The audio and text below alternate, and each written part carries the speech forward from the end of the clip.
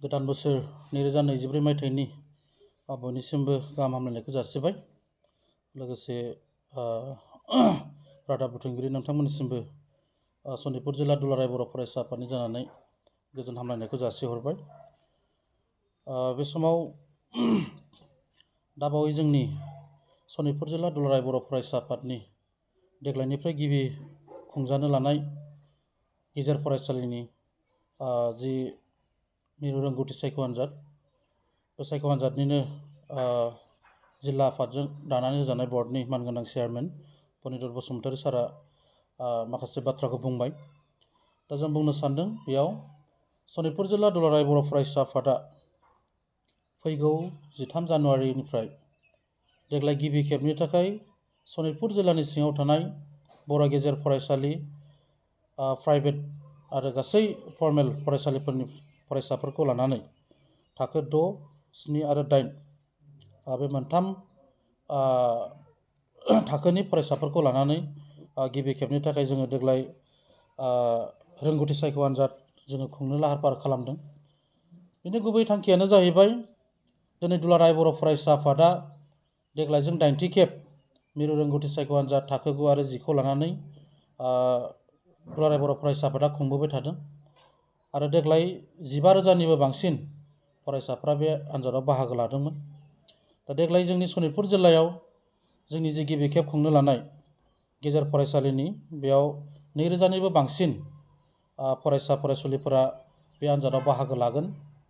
जों आसा खालामदों एबा जों मिजिंथिदों जे दिनैनि मुगाया बादायनाय मुगा, दिनैनि मुगाया चेलेन्ज मुगा, दिनैनि मुगाया गोनोखोआरि मुगा। बेबायदि मुगाजों जों बर' फरायसा फरायसुलिफोराबो समान समान गुबुन जाथि जनगोष्ठीफोरजों जोङो आगान सुरफानांगौनि थाखाय जोबोद गोनांथि दङ।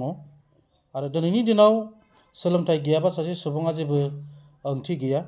सोलोंथाइया जोंनि सासे सुबुंनि सिनस्रि बायदि।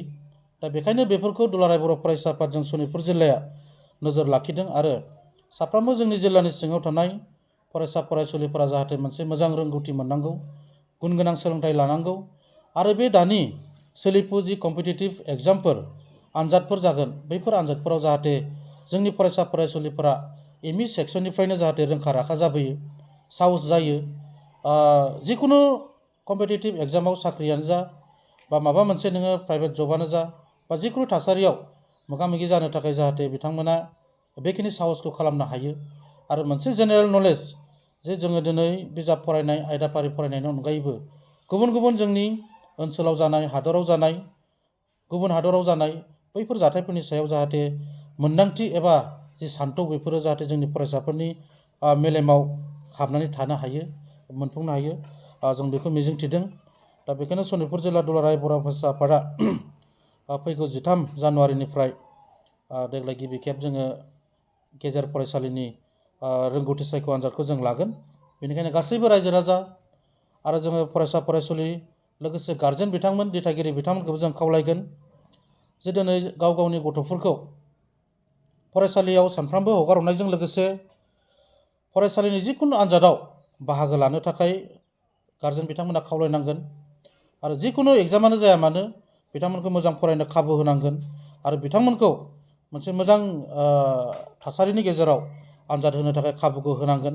आं गार्जेन बिथांमोनखौबो खावलायदों आरो गासै फोरोंगिरि बिथांमोनखौबो आं खावलायगोन जाहाथे बे जोंनि खुंनो लानाय रोंगौथि आनजादाव मोजां मोजां बाहागो लायो आरो फरायसाफोरखौ मदद होगोन, आं बेखौ मिजिंथिदों। आरो गासैबो सनितपुर जिल्ला दुलाराय बर' फरायसा आफादनि एमइ स्कुलनि मानगोनां फरायसुला फरायसुलि फंबाय बिनानावमोनखौ आङो सनितपुर जिल्ला एबसुन जानानै गुरैयै खावलायहरदों जाहाथे गासैबो साफ्रोमबो फरायसाफ्रा जाहाथे बे आनजादाव बाहागो लायो आरो गाव गावनि जि रोंगौथि बेखौ जोंनि सिगाङाव दिन्थिफुंनो हायो एबा रायजोफोरनि सिगाङाव दिन्थिफुंनो हायो आरो साफ्रोमबो फरायसाया जाहाथे मोजां मोनसे मानदान्दा गाव गावनि जिउआव जाफुंसार जानो हानायनि बे मोनसे लामाखौ बोजबनानै लायो।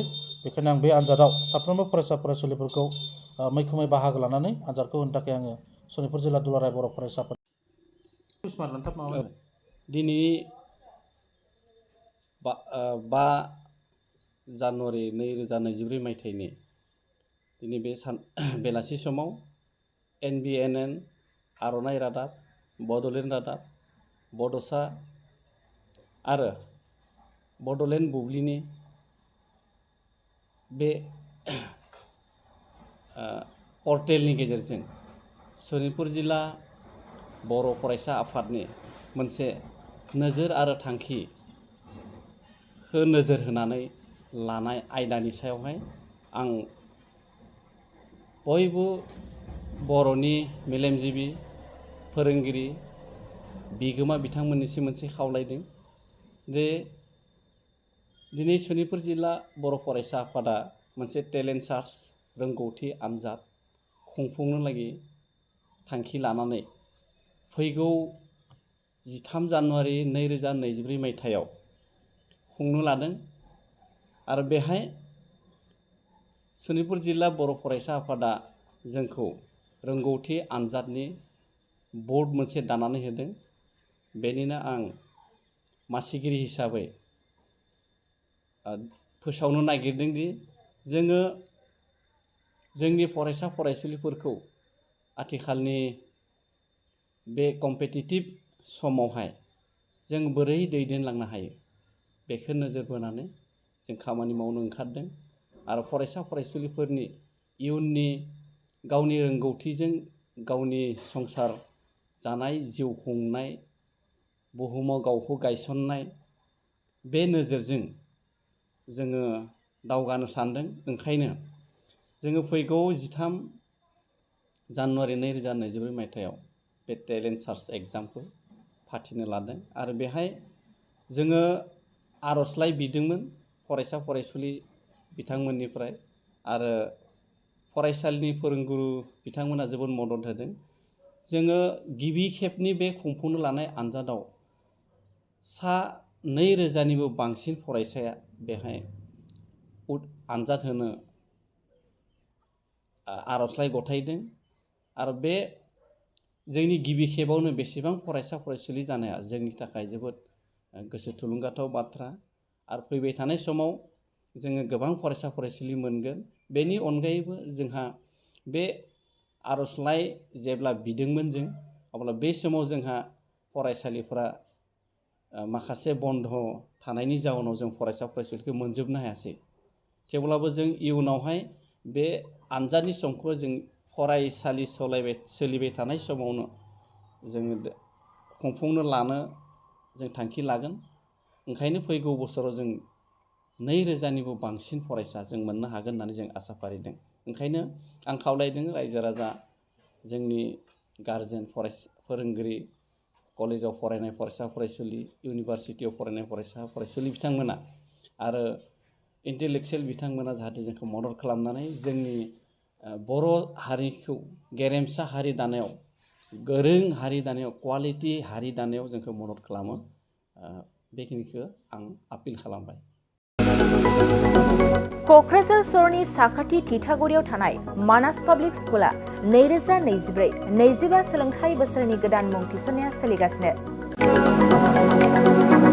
थिथागुरियाव थानाय इंराजि बिजोंनि मानास पाब्लिक स्कुलाव दासान्दि नार्सारिनिफ्राय 8 थाखोसिम गोदानै मुं थिसननाया सोलिगासिनो। बे फरायसालियाव गुन गोनां सोलोंथाइ होनायजों लोगोसे फरायसाफोरनि थाखाय दं मोजां खाबुफोर। थाखो फोरोंथायनि अनगायैबो yoga classes, basic computer education, English speaking skill, maths and science projecting, highly experience faculty आरो स्मार्ट क्लासेसनि खाबुफोर दं। बेजों लोगोसेनो बे फरायसालियाव हौवासा आरो हिन्जावसानि थाखाय आलादा हस्टेलबो दं। गोसो गोनां बिजाथिफ्रा थिथागुरिनि मानास पाब्लिक स्कुलाव मुं थिसनोब्ला नैबे जानबुं नम्बर 6000853288 6000489621 9101008849 कल खालामनानै सुलाद लानो हागोन।